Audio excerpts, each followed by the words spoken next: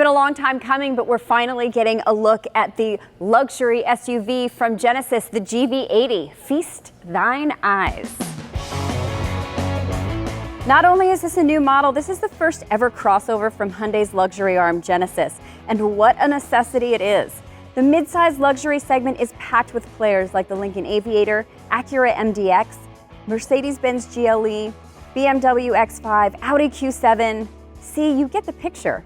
Genesis had to get into the game or suffer serious consequences. So how do you stand out from that crowd? Well, here's one way, with a starting price of $50,000 including destination fees. That is lower than most of those that I just mentioned.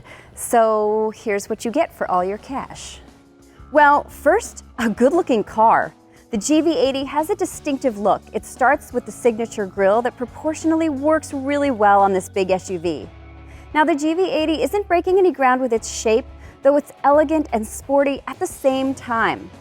What does stand out are these twin slat headlights and taillights that wrap around the body to the profile. I absolutely love this feature, and I can't wait to see it show up in more of the Genesis lineup. Add the sloping shape of the roof, the turn signals, and this character line that's joined by a second one toward the rear quarter of the car, and you get a real sense of movement and speed in the design that's understated, yes, but also graceful and quite beautiful. Inside, the GV80 primarily has a two-row 5-passenger setup. There is a third-row option available on one of the very well-equipped V6 models, but I'm going to say a note to buyer, that third row is very tight. With the two-row 5-seater configuration, the cabin is actually really spacious and very comfortable. And when we get into the second row, I feel the same way back here. Your passengers are definitely not going to hate you. Oh wait, look at all this recline. And there's a mirror. You can see how comfortable you are. Design-wise, that classy, understated language from the exterior extends inside. Controls are mostly made up of dials for climate and audio, even the shifter, which I gotta say I'm not a massive fan of. I prefer a stick or even push buttons. A widescreen 14.5-inch display sits atop the dash. It gets Apple CarPlay and Android Auto standard, and also gets controlled with a dial, and oddly features a pad with handwriting recognition capability. This seems a little bit difficult to do maybe while you're driving. I wonder if I could subscribe to the KBB YouTube channel using this. Probably not, but you could use your phone. Upholstery ranges from leatherette to diamond quilted Napa leather. Standard front seats come power adjustable and heated, which is a lovely amenity. You can upgrade to massaging seats as well as ventilation in the front and even in the second row. Buyers get the choice of a 2.5-liter turbocharged 4-cylinder engine or a 3.5-liter twin turbocharged V6. Both of those engines mate to an automatic 8-speed transmission, which we actually think will make for a sportier drive experience than, say, a 9 or 10-speed that you see on a lot of these big crossovers. Incidentally, fuel economy numbers aren't yet available on either engine. So while we obviously are not able to drive it right now, there is something that does hint to us that the GV80 is going to be really on the sportier side of things, and that is that the base engine 4-cylinder actually comes with a rear-wheel drive setup. Now, there is all-wheel drive available. That comes standard on the V6, but it's optional on the 4.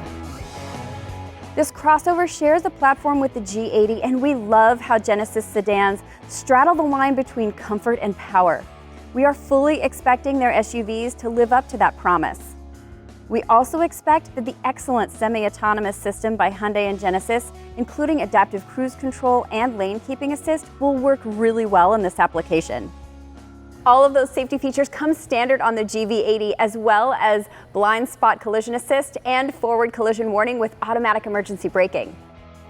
Trim levels for both the 2.5T and 3.5T engines will range from standard, advanced, advanced plus for the 3.5T, and prestige. And of course, you can opt for all-wheel drive on all of them if it doesn't come already thusly equipped.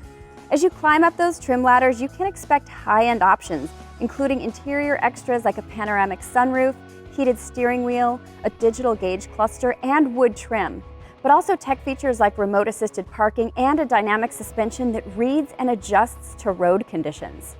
So of course, for all those extra goodies, you are going to be paying a little bit more, but the base price on the top Prestige trim is still only $60,000, which is less coin than all of those other German counterparts that I was talking about earlier. And don't worry, there's not going to be a quiz on how much and who gets what and all of that stuff. The only question you'll need to answer is how on earth you'll decide which luxury midsize SUV to wrap yourself up in. Good looks, compelling powertrains, historically stellar handling and performance at a very persuasive price. And you know what? Let's just throw in Genesis's amazing 10-year, 100,000-mile powertrain warranty. And I gotta tell you, this GV80 is worth your consideration. God, it sounds like we want an Oscar. And we accept.